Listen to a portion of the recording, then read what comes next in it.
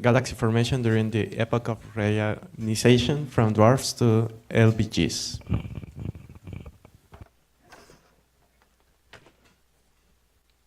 Cool. Can everyone hear me? Good? Yeah. Awesome. So thanks for having me here. I'm a fellow at Oxford University. My main focus is cosmological radiation hydrodynamic simulations, mainly about galaxy formation during the Epoch of Reionization. What I'm going to be doing over my talk is trying to elucidate some of the physics which drives dwarf galaxy formation, in particular how you sort of shut off star formation in a dwarf galaxy during reionization, and then I'll switch to the highest mass galaxies during this epoch and talk about what we can learn about observations all the way up to redshift 10 or so. So the Epoch of Reionization is just fundamentally interesting. It's sort of the first billion years of evolution in the cosmos. It's where metal enrichment happened, the first stars, galaxies, black holes formed. The universe heated up from around 70 degrees Kelvin all the way to 10,000 degrees. So all of this is going to impact galaxy formation for the subsequent 13 billion years. And it's really the observational frontier, so it's the perfect time to be running these types of simulations. So for the first part of my talk, what I'm going to be doing is focusing on this really state-of-the-art suite of simulations called the Sphinx Simulations. What they are cosmological boxes with fully coupled radiation hydrodynamics. So we use 3 radiation bins, which is fully coupled to a 6-species non-equilibrium chemistry model.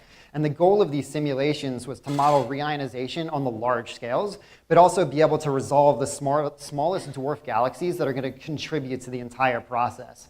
Now, here's just sort of a zoom in on an individual galaxy, and what you can see is that our fantastic resolution gives you this beautiful multi-phase structure in the interstellar medium where you have clumps of neutral and ionized gas.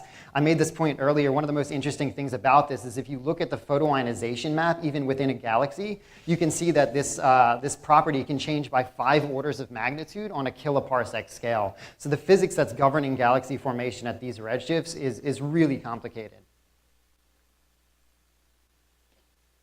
Now, I don't think I can prove to you I exactly ran the simulation unless I show you the movie. So what you're seeing here is in the top left panel is density, then we have temperature, ionized fraction, and then what's really cool is that we have this brand new algorithm that can trace the sources of individual photons.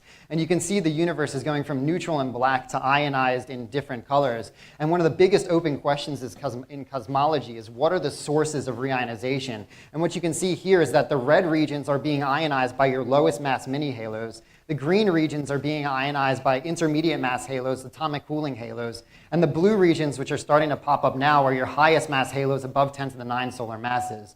So while sort of normal simulations just see you going from black to white, what you can see here is we can understand reionization and the sources of reionization sort of in color with these new technical methods. And there's a lot of physics that went into this sort of simulation that we're really going to try and understand moving forward.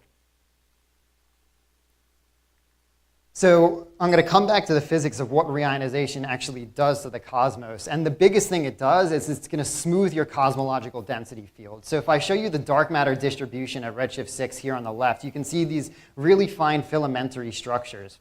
Now, if you look at the gas distribution in a simulation without radiation, what you can see is that the gas distribution almost completely mimics the dark matter distribution. As soon as you turn on reionization, what you can see is that all of these like fine-grained filamentary structures completely disappear, and even the more massive filaments you're completely wiping out. And this is going to have a massive effect on galaxy formation because galaxies get their gas from cosmic filaments.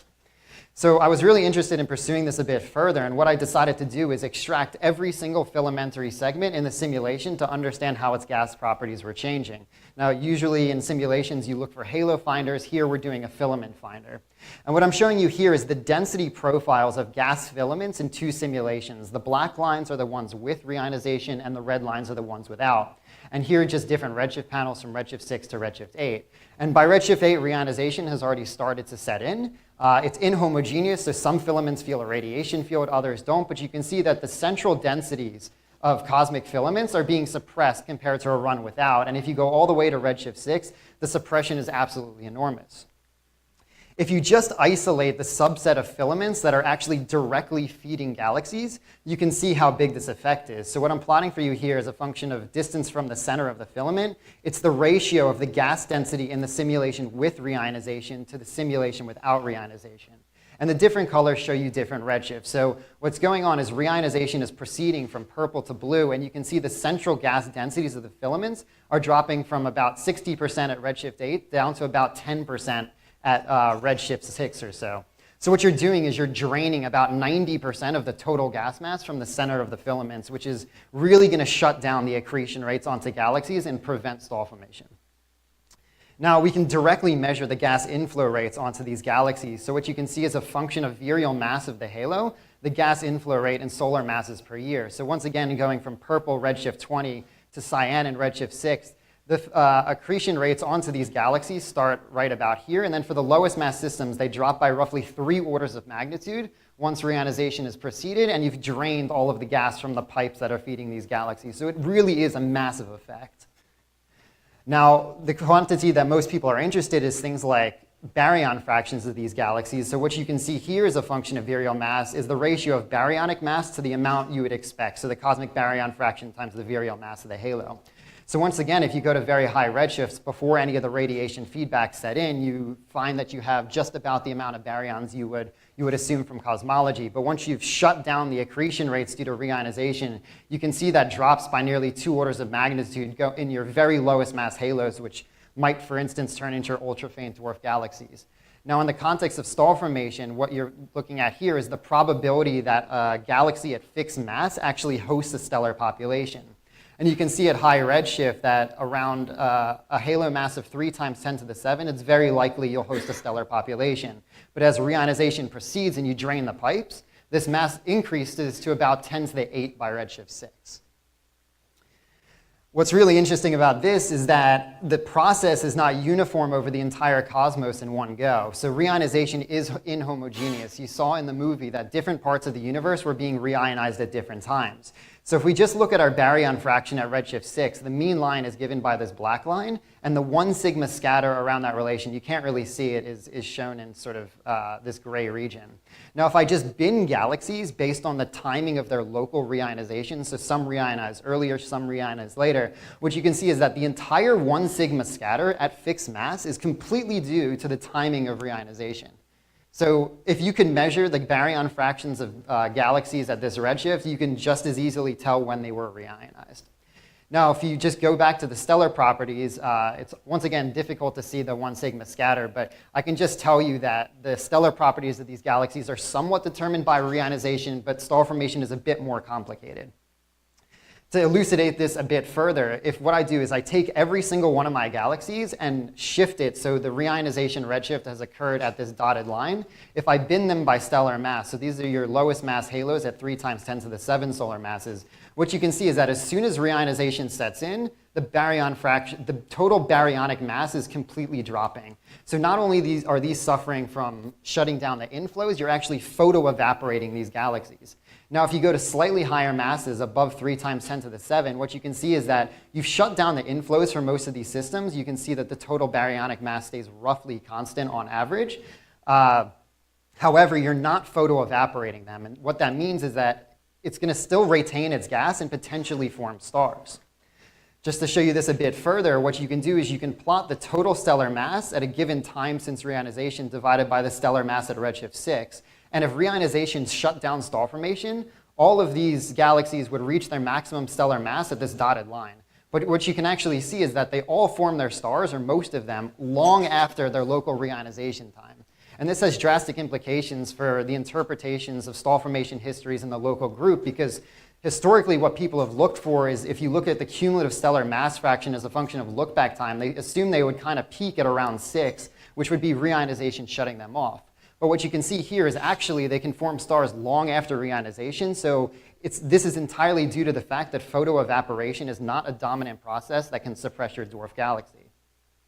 I was so intrigued by this, what I decided to do was set up a system very much like the Milky Way and M31. So you heard this earlier in the week. If you trace the progenitors of the Milky Way and M31 back to sort of much higher redshift, there's no sort of dominant, most massive progenitor. What you can see here in green is all of the progenitors that are going to go make my Milky Way galaxy at redshift 0. And in blue, all of the progenitors that are going to go and make my M31 galaxy at redshift 0. And you can see all in red all of these sort of local group galaxies that don't fall into the virial radii of either of the two. So this is now a movie of what's going on. Once again, we have density, temperature, hydrogen fraction, and here we're tracing the sources of reionization depending on whether M31 emitted it in blue or the Milky Way progenitors emitted it in green. And you can see what's going on is there's sort of a battle between the blue and green radiation, and sort of at redshift 6, a lot of the radiation coming out of the M31 progenitors is actually overtaking the Lagrange region of the Milky Way. So just because the Milky Way has a massive neighbor, this could have had sort of drastic implications for how reionization proceeded in the local group. So what we can directly do with this cool photon tracer algorithm is we can measure the amount of volume in the Lagrange region of the Milky Way and M31 that was internally ionized or externally ionized. So I just want you to focus down here, which is the Milky Way. This is the bar which represents the volume-weighted ionization fraction. So by redshift 6, the entire volume of the Milky Way is basically completely ionized, as you'd expect. However, 60% was self-ionized by the local progenitors, whereas 40% was ionized externally by M31. So what we tend to find is that a lot of the Milky Way progenitors were prematurely ionized. And in fact, if you trace this all the way to redshift 0, we expect there's going to be about 30 surviving satellites in the Milky Way that were externally ionized. Now I'm going to go out and make sort of a rash statement. Maybe this is one cool mechanism for creating your ultra-faint dwarf galaxies, is to just externally ionize them prematurely. So I'm going to switch gears a bit. I've just talked about the lowest mass halos, but unfortunately these are so far out of the observational realm, we're not going to have much information on them in the near future. For this reason, we're doing another suite of simulations called the Aspen Suite of Simulations of some of the highest mass galaxies in our universe. So what this is a zoom simulation of a very massive galaxy that has a halo mass of 10 to the 12 by redshift 6. So it really is one of the more massive galaxies in the universe at that time. This includes even more physics. It has 8 radiation bins: infrared, optical, Habing, Lyman-Warner, plus your UV ionizing bins. It has 7 species non-equilibrium chemistry, and most importantly, the radiation is fully coupled to the molecular hydrogen. Why these are so state-of-the-art is because we're simulating extremely massive systems, but at spatial resolutions high enough to get all of the dwarf galaxies that are surrounding them. Likewise, our dark matter resolution is high enough to probe the very faint dwarf galaxies that are going to be surrounding them. It includes things like thermoturbulent star formation, mechanical supernova feedback, and because we follow the radiation directly on the fly, we can include UV and IR radiation pressure from first principles. And what we're doing with these things is we're post-processing them to try and simulate exactly what the observers might see at high redshift.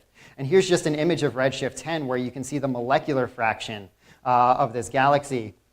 And what you can see is this like beautiful, nice 2 molecular hydrogen disk that's already in place by redshift 10. Now, we created this mock observational pipeline. I won't take you through all of the details, but we combined 3 different codes. One of them is called Sunset, which gives us dust-attenuated SEDs. One of them is called Roscos, which gives us sort of the Lyman alpha maps. It's a Monte Carlo Lyman alpha radiation transfer code. And the final one that's really interesting to this work is that for every individual cell in the simulation, we know the temperature, density, metallicity, and the radiation field. So what we've done is for 850,000 cells, we've run cloudy models on this to obtain things like nebular emission lines, infrared emission lines, as well as the metal ionization states. Unfortunately, our simulation contains about 100 million cells, so this isn't nearly enough to actually get all of this information for every single cell in the simulation. So what we ended up doing is training a neural network or a random forest to actually predict all of these quantities from these 850,000 cells. We can get accuracies of about 3% in all of the major observables, which is fantastic. And an individual cloudy model, on average, takes 3 minutes to run, but we can run 10 million cloudy models using our neural network in 4 seconds. So I think it's a fantastic speed up. Now, just to show you what we can do with this, here are some predictions for what ALMA might see of this galaxy. So what I'm showing you here is the C2 158 micron emission, which you can see is mostly coming from our molecular disk. The oxygen 388 micron line, which also has been observed all the way out to redshifts 9.2, I think. You can see it's coming from a completely different part of the galaxy, right around young star-forming regions, and is not ubiquitous across the entire disk. And you can do this for any line you want: oxygen 351, oxygen 163, et cetera, et cetera. We're not limited to far infrared lines. You can do the same thing with nebular emission lines. So sort of the ones you're used to: H alpha, H beta, oxygen 3 5007, carbon 3 1908. If you're an observer and there's a line you can see, I can simulate it, so please do come talk to me. One of the things I love about the simulations, though, is that you can actually really understand the physics of what's going on to generating these emission lines. So on the x-axis, what I'm plotting for you is density, on the y-axis is temperature, and the black region is the phase space subtended by my simulation. And for each individual nebular emission line, you can see the exact part of phase space that's generating it. So for instance, H alpha and H beta are coming mostly from your neutral gas that's falling us to slightly lower temperatures. Something like oxygen 3 5007 is coming from slightly hotter gas, and if you can probe nitrogen 5, you're really probing sort of the very hot intermediate density gas. So with things like this, combined with sort of the next generation JWST observations, hopefully we can start to uncover a picture of what the interstellar medium of high redshift galaxies is looking like. One of the big problems we're facing at high redshift is how do we separate galaxies from AGN? So in the local universe, people tend to use the BPT diagram, so nitrogen 2 over H alpha versus oxygen 3 over H beta. And one of the things that's interesting about my simulations is that if you do a luminosity weighted average of just one of the galaxies, you end up with this white star, which would, I guess, correctly be classified as just a star-forming galaxy and not an AGN. However, since we have spatial information, you can see each one of these two axes, it actually changes strongly if you look at different parts of the galaxy. And if you just split those images up into 500 by 500 pixels, even though the luminosity weighted average gets you here, this galaxy falls all over the place in the BPT diagram. So it's not straightforward how to interpret this, but the luminosity weighted average at least gets us into the right part. Now I'm going to switch back to something extremely technical at the moment for all the simulators out here. The question I want to ask you guys is, are we actually doing cooling rates in the simulations correctly? Cooling rates are fundamental, okay? Cooling rates dictate how gas forms a galaxy. Now, most simulations use cooling rates which are dependent on temperature, density, metallicity, and maybe something like a UV background or individual abundances. But actually, the cooling rate is also dependent on the instantaneous radiation field, magnetic fields, cosmic rays, dust abundances, as well as abundances of individual metals. Now, I would argue that a realistic parameterization of all of these different processes requires probably more than 50 parameters. So if you want to put an interpolation table, which is what most people are using in simulations, this would require greater than 10 to the 50 individual elements, which is obviously completely impractical, probably for the next 10,000 years, I imagine. We're approaching the number of atoms in the universe, so it's really problematic. But I just want to highlight some work by my student Tom Galligan, and I've shown you before that we were able to use neural networks to run cloudy models, and what those lines you are seeing are actually individual cooling rates from different ions. And what you can do is, instead of training the neural network on the individual cooling rates, on the individual lines, you can train it on the total cooling rates.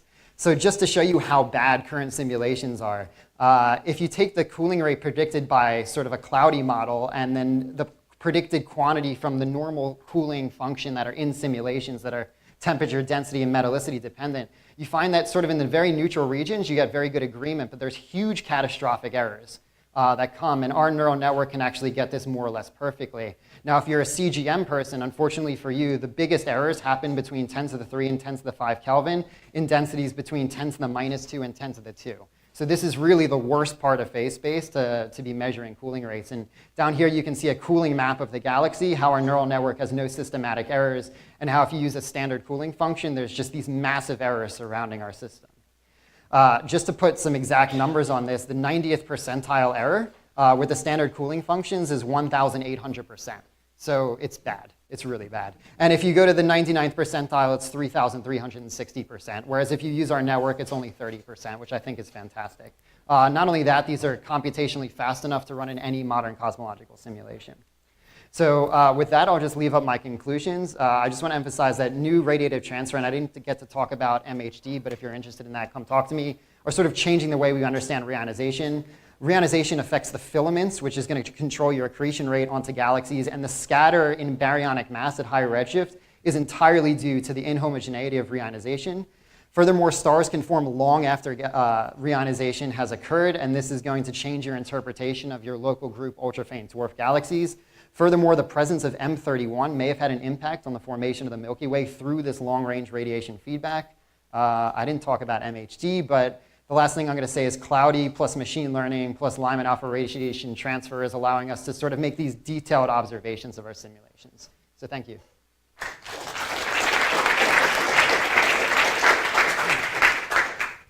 questions.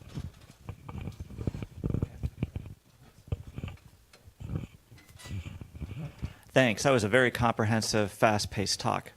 So with the cooling rates, could we also ask the question, how much violence do inaccuracies in cooling actually do to the physical solution? Because we experimented a lot with cooling rates in our small-scale primordial H2 region simulations.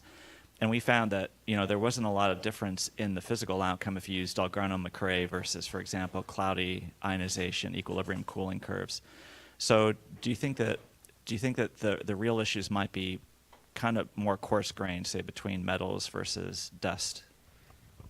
Yeah, so I think dust is a big thing. I don't have a firm number to give you on how much it's going to affect the simulation. But the big thing for me was the fact that the photoionization rate, as I showed you on kiloparsec scales, changes by 5 orders of magnitude, which affects the cooling rates by 2 and 3 orders of magnitude. So what ends up happening is that in different parts of the galaxy, the gas will cool efficiently and rain back. But in other cases, it'll just stay hot sitting in the CGM.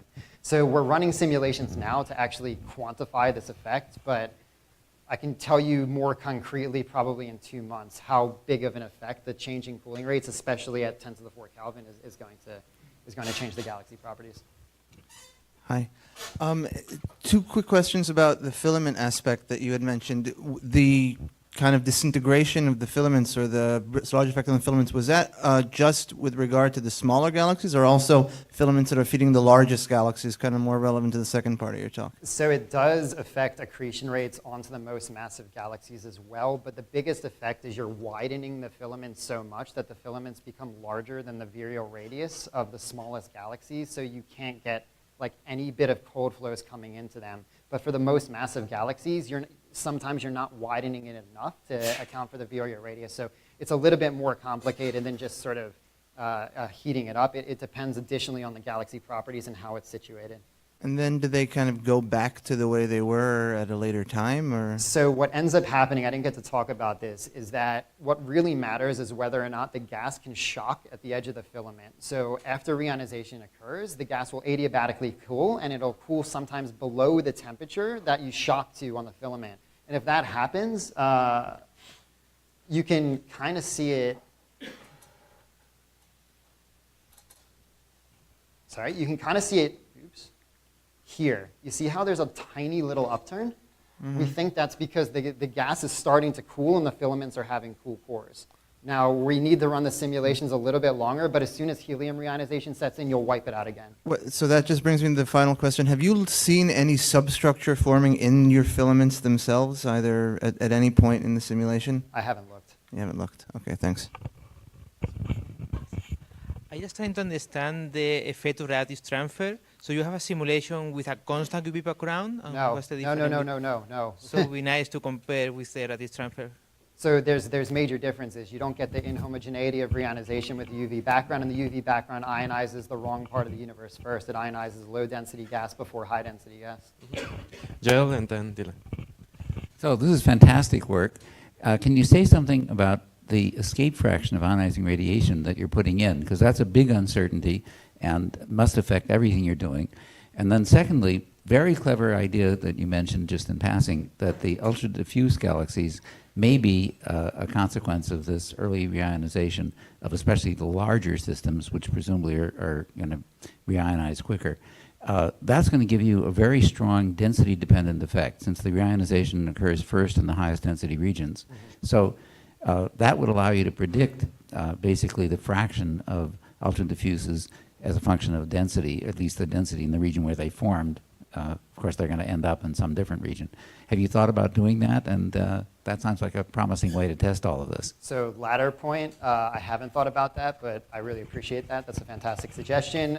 Going on to the first point, we don't put an escape fraction in. We assume an SED, so we tried 2 of them. We assumed Bruegel and Charlot, and we assumed 1 from BPATS. And if you plug those into the simulation, I don't have the plot up here. I actually took it out right before I gave the presentation. But what you see is that the reionization history is completely different. In fact, if you don't assume any binary stars, we can't reionize the universe with our fiducial model. So what ends up happening is this is entirely due to the escape fraction. If you include binary stars, you find an average escape fraction of about 8.5%. If you include an SED for single stars, you find an escape fraction of like 2 to 4%. Yeah.